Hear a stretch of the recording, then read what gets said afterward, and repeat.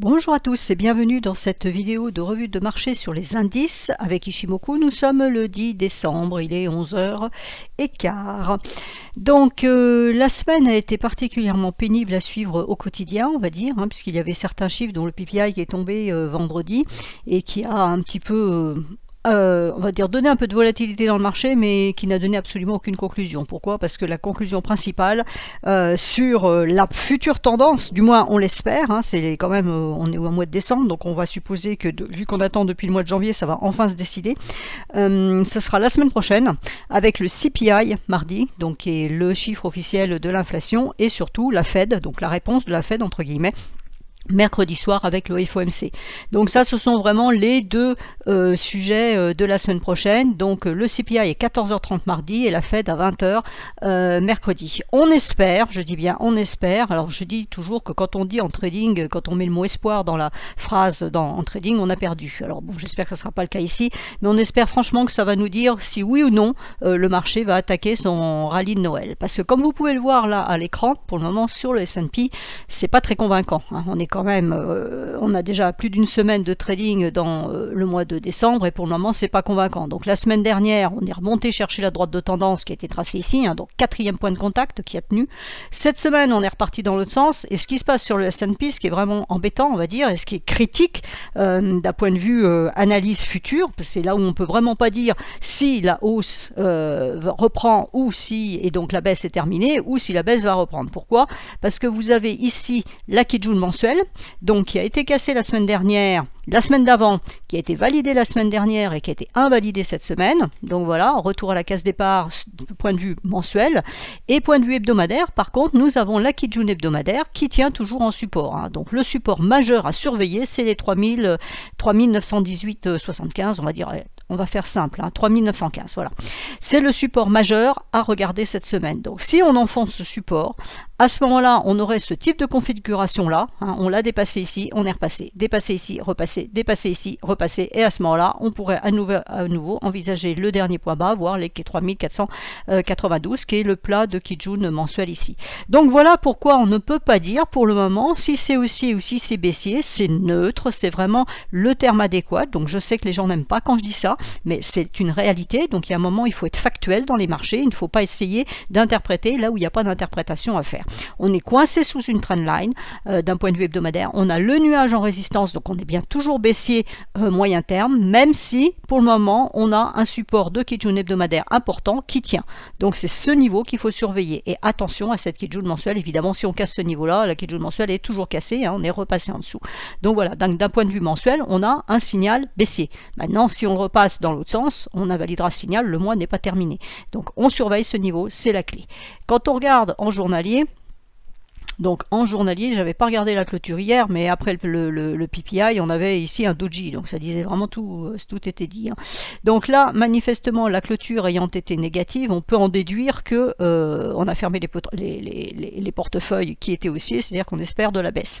Voilà, à surveiller. Donc, on a notre Kijun hebdomadaire qui est toujours ici, qui est doublé par la Kijun journalière, donc c'est intéressant parce que c'est un double support, c'est le double support qui a tenu mercredi, jeudi, voire mardi, donc mardi, mercredi, jeudi, vendredi on a eu cette poussée et puis bon finalement on est allé titiller la Kijun mensuelle, mais pour revenir ici, donc en principe, je dis bien en principe, on devrait continuer à baisser. Donc si on casse les 3950, à ce moment-là, on va avoir ce double support.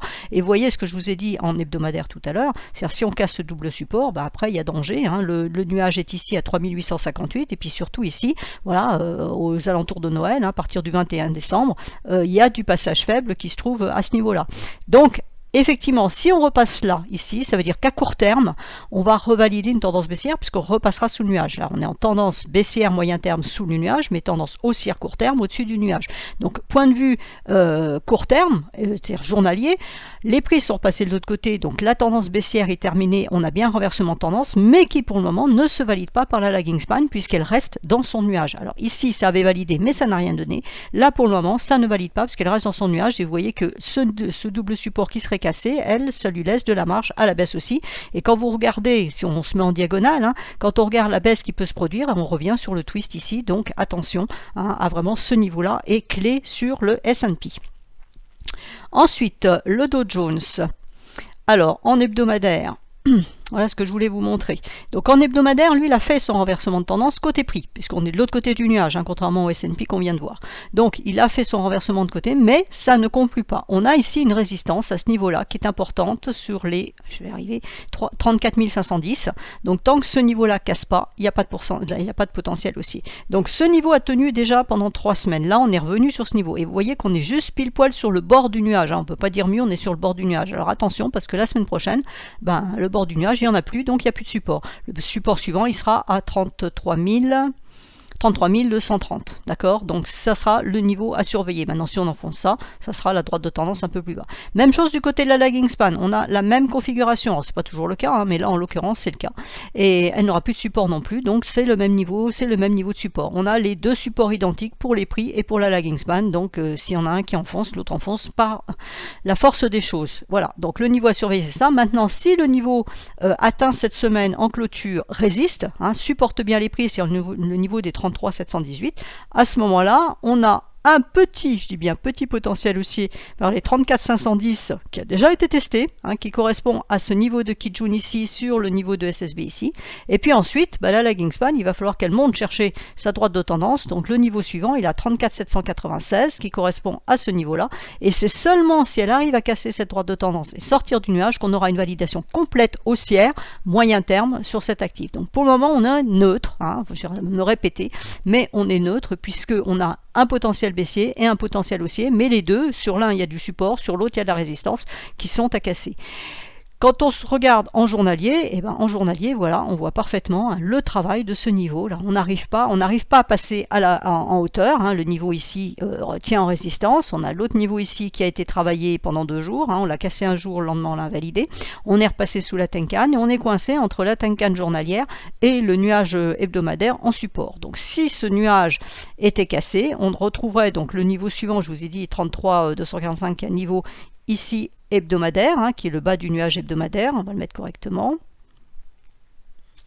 voilà, et qui correspond à la Kijun journalière ici. Donc vous voyez que on a du danger ici, hein, si on repassait ce nuage hebdomadaire. Ensuite, le Nasdaq.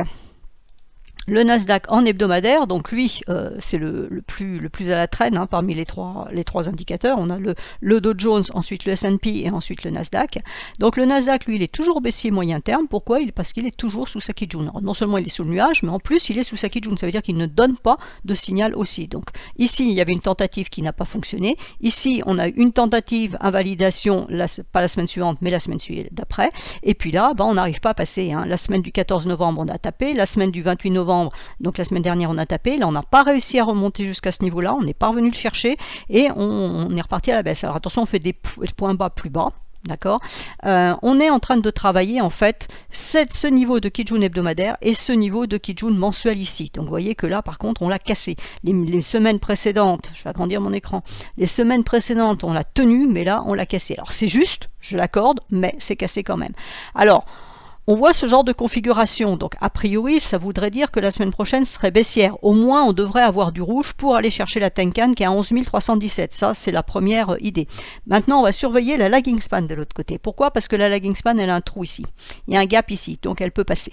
Voilà. Donc si le marché a envie de monter, revenir chercher cette Kijun hebdomadaire à 12 116, ça peut, puisque la lagging span peut repasser ici. Par contre, si le marché a envie de descendre chercher la Tenkan, il peut aussi à 11 317 et la lagging span pourrait descendre, hein, puisqu'elle est libre à la descente aussi. On peut très bien imaginer le scénario, on descend chercher ça pour remonter. Pourquoi? Parce que la lagging span ne passerait pas par le passage faible, descendrait pour faire le tour et éventuellement remonter si elle a envie de remonter. Donc, je vais me répéter, mais là aussi c'est neutre, puisqu'on est vraiment entre un niveau de moyen terme clé, hein, puisque c'est seulement si on casse ce niveau-là qu'on donnera un signal haussier de moyen terme pour aller chercher le nuage. Hein, il n'y a pas une amplitude folle, hein, mais déjà allons chercher le nuage. Si ce niveau-là résiste, à ce moment-là, c'est de la baisse pour aller chercher la Tenkan en support. Et si cette Tenkan est cassée, à ce moment-là, ça veut dire que la tendance baissière reprend puisqu'on repasse sous la Tenkan.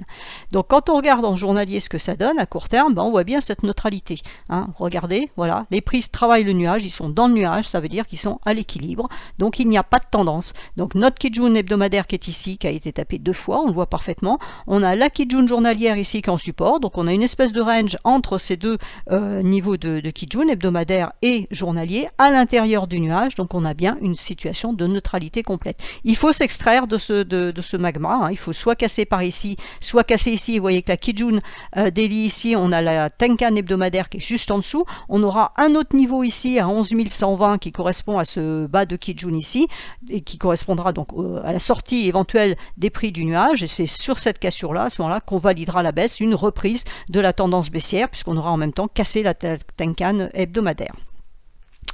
Le DAX. Alors, le DAX, lui, pour le moment, donc il est haussier moyen terme puisqu'il est au-dessus de son nuage, donc la lagging span pour le moment ne valide pas, hein, parce qu'elle est toujours en dessous de son nuage, donc la lagging span pour bien faire il faudrait qu'elle aille passer par ici, donc il faudrait qu'on ait une latéralisation pour aller jusqu'ici. Là il y a quand même un paquet de bougies, donc il va peut-être falloir que le marché se décide avant, donc c'est pas un scénario que pour le moment je vais privilégier. Maintenant, ce que je dis, hein, c'est moi qui le pense. Donc le DAX, pardon, c'est plus le Nasdaq, le DAX par contre tient son support. Donc son support c'est une SSB ici, c'est le haut du nuage hein, qui est ici. Alors attention parce que le nuage est relativement fin. Si on était là, ça serait un peu plus fort comme support parce qu'on a de l'épaisseur. Là par contre le nuage est plutôt fin, donc attention, le support n'est pas très fort. Maintenant c'est quand même une SSB qui est sur le même plan que la Kijun ici. Donc je le dis très souvent, quand on a une Kijun sur le même plan qu'une SSB, c'est un support ou une résistance, hein, suivant le sens dans lequel on se trouve, qui est fort. Donc pour le moment, la lagging span est venue chercher ce niveau-là, elle est dessus. Voilà, ça, on a clôturé dessus et les prix ont clôturé sur le SSB. Donc pour le moment, il n'y a pas d'invalidation de ce mouvement haussier qui est là, puisque là on a bien un signal haussier qui est validé. Là on est de l'autre côté du nuage, donc c'est bien haussier. Il nous manque juste ça, mais là pour le moment on a vraiment une idée haussière. Bon, en même temps, après ce qui s'est passé ici, ça paraît un petit peu plus un peu logique. Mais il faut surveiller ce niveau, hein. C'est les 14 368, or 69, vous voyez, on a clôture à 69 et le niveau est à 68, donc on est dessus. Donc 14 000, on va dire 14 370, si on le casse, ça sera baissier. Et si vous voyez que si on casse ce niveau la semaine prochaine, ça sera d'autant plus baissier que la lagging span, et ben, manque de bol, elle a plus de support avant ce niveau de Kijun mensuel qui va se trouver sur le plan de sa Tenkan à 13 807. Donc la cassure des 14 368, on va dire, c'est 13 807 en objectif. Maintenant, si ce niveau-là tient en support, on aurait ici les 14 657, ensuite on aurait 14 800, et ici, potentiellement, 14 973. Alors là, je vous le fais comme ça en prenant les escaliers qui sont ici, mais ça voudrait dire que la lagging span, il faudrait qu'elle se décale, donc ça va prendre quand même un certain temps. Donc l'idée, c'est si on repartait à la hausse, ça ne va pas monter comme ça en crabe à ce niveau-là, enfin peut-être que si, mais c'est pas vraiment le pronostic envisagé. Il faudrait que la lagging span rentre dans son nuage, donc le niveau clé, il est vraiment ici, c'est le niveau d'ailleurs qui a été quasiment atteint par les 2 semaines précédentes, hein, le 14 000, on va dire 14 650, il faut casser ce niveau-là pour libérer de la hausse. Ça veut dire que la lagging span pourrait monter dans son nuage et aller chercher le niveau extrême ici à 1565, et les prix, eux, sont libres à la hausse. Donc voilà, on est aussi ici entre deux eaux, ça tient ou ça ne tient pas. Quand on regarde en journalier, bon, on voit bien, en journalier, on est rentré dans le nuage hebdomadaire et on est venu clôturer dessus. On est allé chatouiller la Tenkan donc vendredi, et là, on est en train de, on a rétrocédé juste sur le nuage, donc c'est complètement neutre. Et si on se met dans ce nuage-là, on sera neutre moyen terme, hein, puisqu'on sera dans le nuage hebdomadaire. Il faut casser ce nuage hebdomadaire pour aller chercher la Kijun mensuelle ici à 13 900 et 13 813 en dessous. On a la Kijun journalière qui est en renfort, hein. Donc là, on a un double support ici qui est intéressant. Le CAC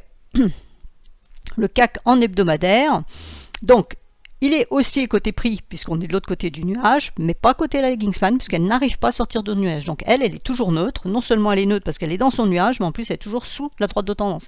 Donc attention, il faut que la lagging span casse la droite de tendance pour valider de la hausse. Donc le niveau pour la semaine à venir, c'est 6834. Si on arrive à casser les 6834, voire mieux, les 6878 qui correspondent à ce niveau-là, à ce moment-là, on libérerait du potentiel haussier pour éventuellement aller chercher le dernier point haut. Pour le moment, c'est pas ce qui se dessine, hein. On est entre, alors là c'est vraiment entre deux eaux, puisqu'on est entre le haut du nuage ici, entre ce niveau-là, et le support majeur, même chose, SSB sur même plan que Kijun, qui se situe à 6569. Donc tant que ce niveau-là tient en support, ça reste potentiellement haussier, mais pour le moment ce n'est pas haussier, c'est juste du potentiel. Si on casse ce niveau-là, à ce moment-là, on va rentrer dans le nuage, à ce moment-là, on va imprimer de la baisse. Alors, regardez la lagging span où elle se trouve, c'est-à-dire qu'ici, elle a du support, c'est la semaine qui vient de se passer. La semaine prochaine, le support, il est ici à 6200. 6200 qui correspond à la Tenkan de ce côté-là, à la Kijun hebdomadaire de ce côté-là, à la droite de tendance, à la Tenkan. Donc, entre 6200 et 6250, c'est le support à envisager si on cassait ce niveau qui est fort ici. En journalier, il n'est pas très convaincu, hein, on va dire, quand on regarde la taille des bougies, quand on regarde la bougie de vendredi, c'est un petit peu du grand n'importe quoi.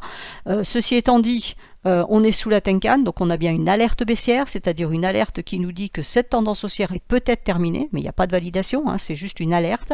On a la Kijun qui est en train de remonter, et donc on va avoir, on retrouve ce support des 6570 qui est ici, hein, on est entre les deux, donc il faut voir si ce support tient ou pas. Si ça ne tient pas et qu'on casse la Kijun en dessous, à ce moment-là, il y aura de la baisse vers le bas du nuage, vers les 6410, 6385, pour aller chercher potentiellement le niveau que je vous indiquais avant, ici, de trendline plus Kijun hebdomadaire.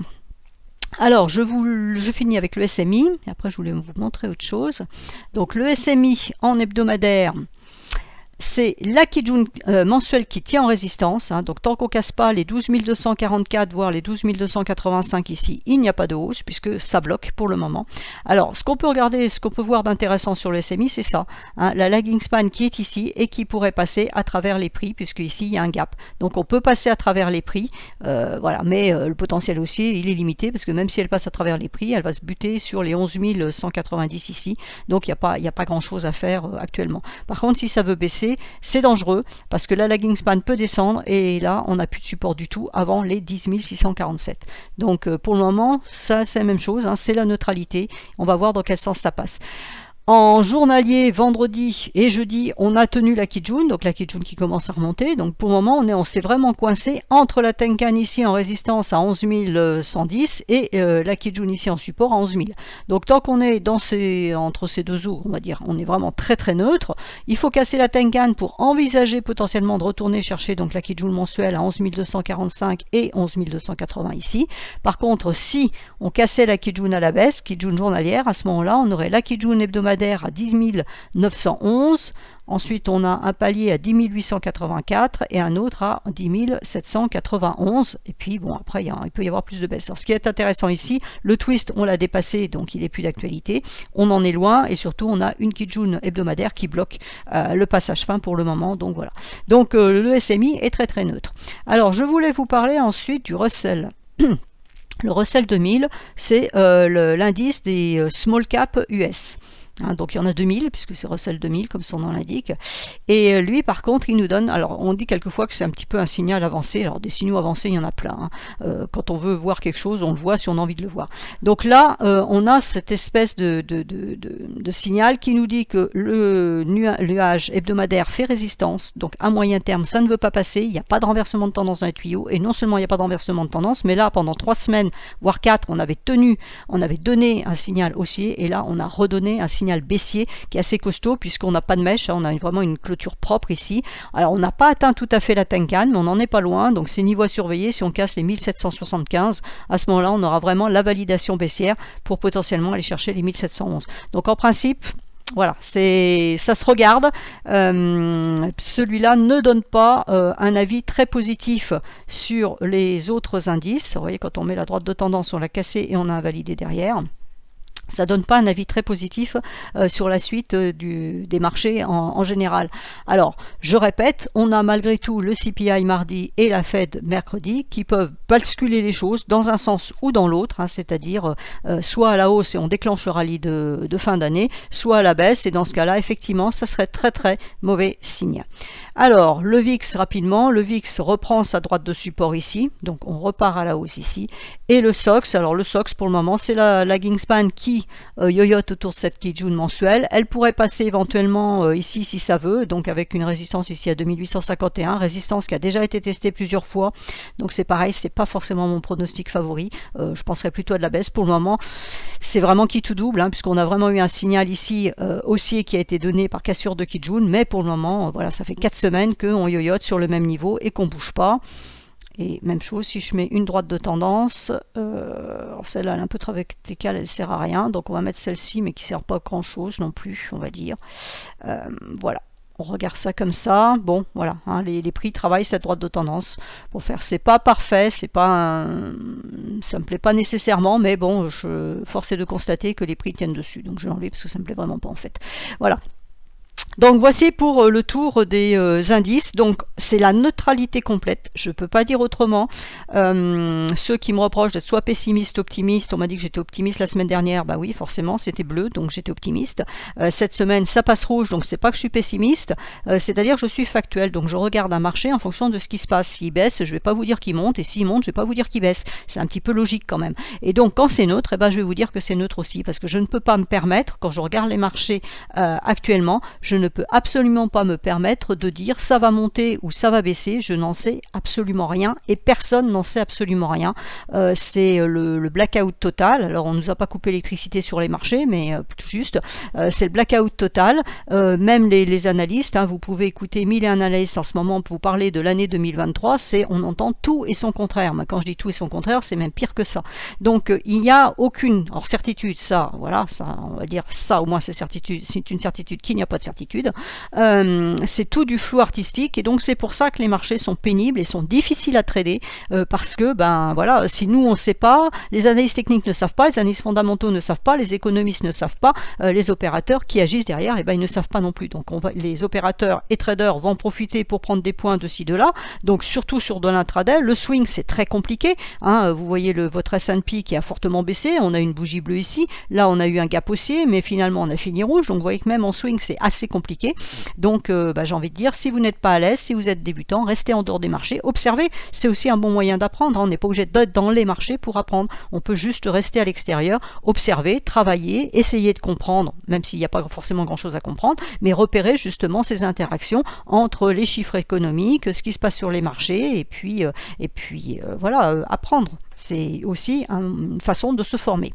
Voilà, sur ce, je vous souhaite une excellente semaine. Je ferai comme d'habitude des mises à jour, donc forcément mardi après le CPI et mercredi voire jeudi après le FOMC. Voilà, je vous souhaite à tous une excellente semaine.